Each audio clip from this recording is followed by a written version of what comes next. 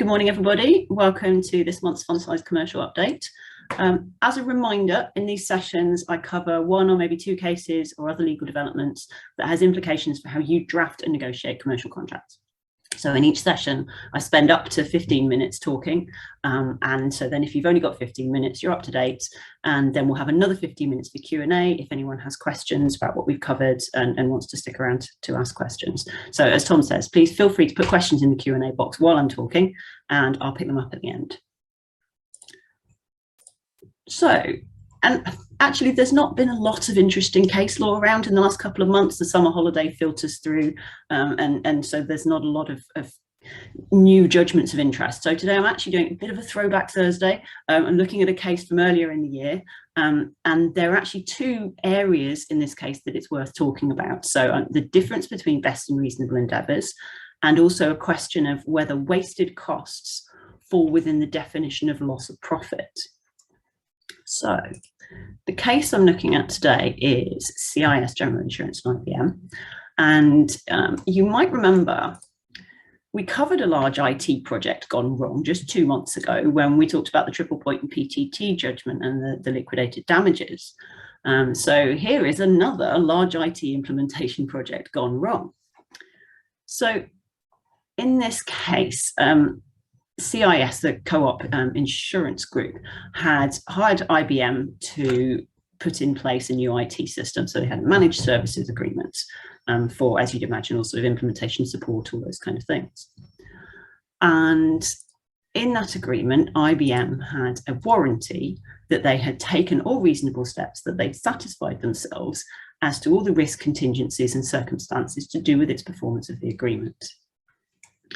So, as you can imagine, everything went wrong, as they do. CIS failed to pay an invoice, and IBM served notice to terminate. This was an invoice for around £3 million.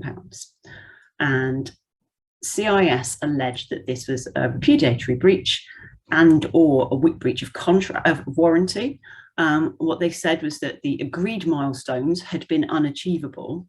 And so IBM was in breach of a warranty as to the performance of the agreement, the warranty we see above, that it had taken all reasonable steps to satisfy itself that effectively it could carry out the agreement. And so they said that IBM were in breach of that, and also that they wouldn't have entered into the agreement if they'd known that the IT system wasn't a proven commercial off-the-shelf product. And they wouldn't have done this if they'd known there was so much customization required. And there were other claims that arise around project delays, an alleged failure on IBM's part to satisfy reporting obligations. And as much as anything, this is a really good illustration of a big project going wrong from the very beginning. And I think these cases, I find these cases often pretty interesting, not just from a legal point of view, but also as an illustration of how not to run a project. And the importance of managing disputes from the earliest stage. So in this case, the first sprints of the first release, so the start of the real work, started on 1st of July 2015. And by the 23rd of July 2015, CIS's transformation director was complaining that there was insufficient engagement from CIS's subject matter experts, amongst other problems. Within 4 months of the project start, we see CIS blaming their own subject matter experts for failing to engage, IBM blaming the third-party software developer for not planning or controlling the process, and IBM also blaming CIS for late provision of information and changes of scope, just in the first 4 months. So by the end of October, given that we started in July, it was clear that the first release wasn't going to happen on time.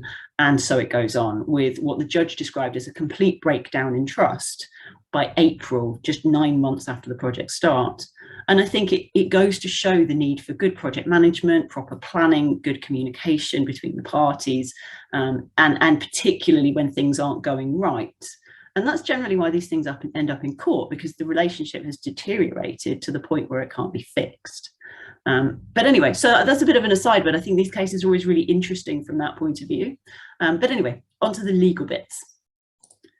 So CIS's claim for the wrongful termination was for 128 million, primarily this is the main part of their claim, was for 128 million pounds in respect of wasted costs arising out of alleged wrongful termination.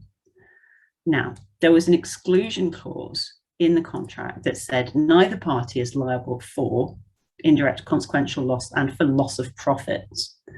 And if anyone isn't familiar with these things, loss of profit is one of these areas where I think in the past we always thought of it as indirect and consequential loss, but actually over time case law has shown loss of profit can be a direct loss, which is a loss that sort of follows directly from the breach in certain cases. So it had been excluded here. And CIS's case was that loss of profit bit doesn't exclude wasted costs. That's a different thing. CIS had also made various other claims on other heads of 70 million on the inaccurate warranty, 36 million and 27 million in another place. In all of this, IBM said, well, no, CIS were actually the cause of the delays, so this really wasn't our fault. So the question here is, was that wasted costs covered by this exclusion for loss of profit? And what the court said was that, well, that £3 million invoice is payable. And actually, so here's an interesting side point. They said it was disputed under the agreed procedure in the contract. So IBM wasn't entitled to terminate. So although, there might have been a dispute over that, because there'd been a contractual process. And I think this is a good illustration of the importance of following contractual requirements around things like disputed invoices. It's often something we don't necessarily look at very much in the middle of the payment provisions that say, if you're going to dispute an invoice, you do it this way. But this is a really good example. There was a clear notice requirement in order to dispute invoices. They found that the invoice had been rejected on the basis that it contained no purchase order number, actually. And there was clear wording that said that that's what they needed. And the clear wording that they sent to the other side saying, we cannot accept this invoice for payment without a purchase order number. And the court said, on any sensible interpretation, CIS were disputing the invoice. So they'd done everything they should have done. But anyway, a bit of an aside, but ultimately, they ended up saying was that IBM had fulfilled this warranty. They had done everything they should have done in order to make sure that they could carry out the project effectively. But that they were, and that they'd represented the extent of customization required properly. So that suggestion that CIS wouldn't have entered into the contract if they'd known how complicated it was, didn't run, but that they were responsible for critical delays, mainly down to inadequate resourcing. So they then awarded CIS this 16 million for additional costs incurred as a result of the delay, but they dismissed the claim for wasted costs. And they said, well, a claim for wasted expenditure is a claim for loss of profit, revenue, or savings, as the exclusion clause said. And they said that the actual loss is that profit, revenue of savings, which would have been recouped later if there hadn't have been a breach. And in this case, the IT system was supposed to improve competitiveness in the market. It was supposed to produce substantial savings, increased revenues, increased profits. And so they effectively lost those revenue and profits. So what's interesting about this? Well, I think it potentially broadens the idea of the loss of profit. So we often think of loss of profit as being the loss of the ability to make a profit or revenue, and we sort of think of those two things in the same way. It's our loss, it's our lack of ability to go out and get money into the business. But this case sort of suggests that it's really anything that affects the overall profit. It's not, in this case, it wasn't necessarily their ability to go out and get more business. It was the extra expense that cut down their profit. So whatever revenue they were getting in, the overall profit level was less. But doesn't any loss within a business, anything that happens in a business, eventually hit the business's bottom line? Anything that happens to you as a business that costs you money, whether that's somebody suing you for, I don't know, an IP breach, or somebody not paying their bills, or anything, comes down to that's a loss to the business, which affects your bottom line and affects your profit. And I think that the concern with this case is, does that mean that any loss suffered by a business could potentially fall into loss of profit? And if you have an exclusion in your contract of loss of profit, what does that leave behind? And that's potentially a problem either for the party who's attempting to benefit from the loss of profit exclusion, because if you've got an exclusion that excludes everything, chances are it's not going to work, because you're going to fall foul of unfair contract terms problems, all those kind of things.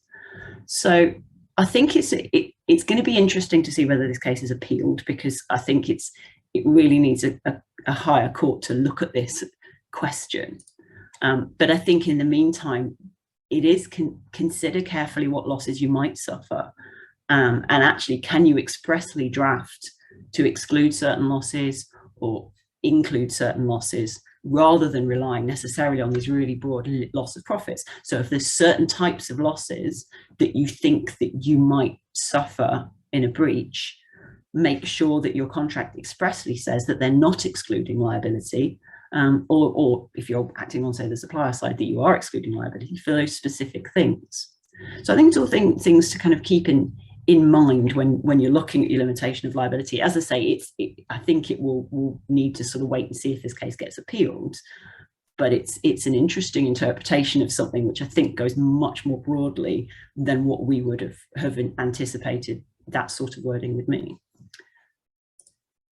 So the other thing I wanted to mention on this case is there is a really useful, because that warranty talks about all reasonable steps that IBM were required to take to satisfy themselves as to the risk contingencies and circumstances around the performance of the agreement. There's a really useful review of the background and the case law on best and reasonable endeavours. So, and interestingly, this is this kind of middle ground of the all reasonable steps. And we often see this where you've got reasonable endeavours, best endeavours.